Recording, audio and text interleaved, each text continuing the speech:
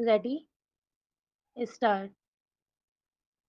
कमाई करने में सक्षम और वास्तविक कमाई के बीच के अंतर को दोहराते हुए दिल्ली हाईकोर्ट ने दंड प्रक्रिया संहिता सीआरपीसी की धारा 125 के तहत एक महिला को अंतरिम भरण पोषण देने का आदेश दिया। महिला एक वकील है और बार काउंसिल ऑफ दिल्ली में नामांकित है। यह आदेश न्यायमूर्ति मनोज कुमार ओहरी ने एक पुनरीक्षण याचिका में पारित किया, जिसमें पारिवारिक न्यायालय के उस आदेश को चुनौती दी गई थी जिसने पत्नी को 33,000 रुपए के मासिक भरण पोषण का आदेश दिया था। यह था मामला। याचिकाकर्ता पति अरुण वत्स ने अपील में कहा कि उनकी पत्नी भरण पोषण की हकदार नहीं थी क्योंकि वह पेशेवर रूप से योग्य थी और अच्छी कमाई कर रही थी। उसने एलएलबी डिग्री ली थी और वर्ष 2000 में एक वकील के रूप में काम शुरू किया था।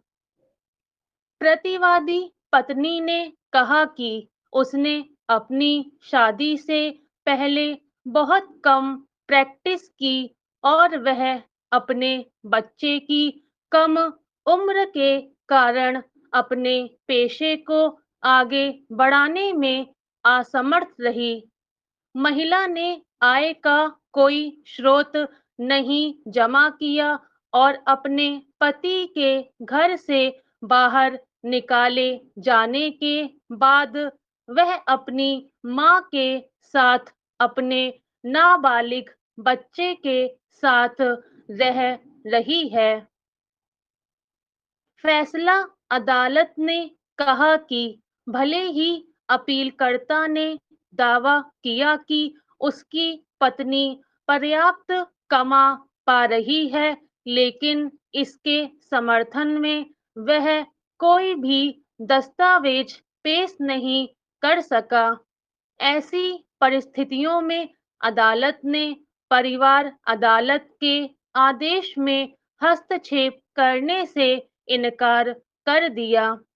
अदालत ने यह कहा, याचिकाकर्ता का उपरोक्त विवाद किसी भी सहायक दस्तावेज की अनुपस्थिति में एक विवादित प्रश्न बना हुआ है और ट्रायल में इसकी जांच करने की आवश्यकता है।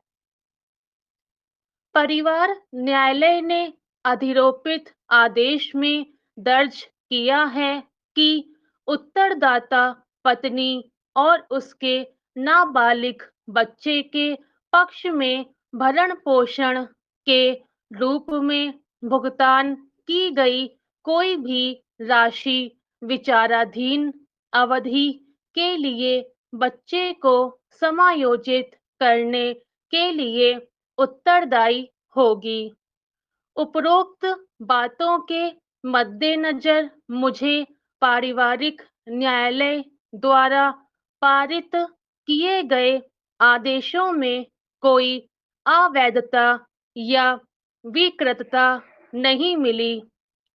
शालिजा एवं अन्य बनाम खोबाना 2018-12 SCC 199 के फैसले पर भरोसा जताया गया, जिसमें सुप्रीम कोर्ट ने माना था कि कमाई करने में सक्षम और वास्तविक कमाई दो अलग-अलग आवश्यकताएं हैं।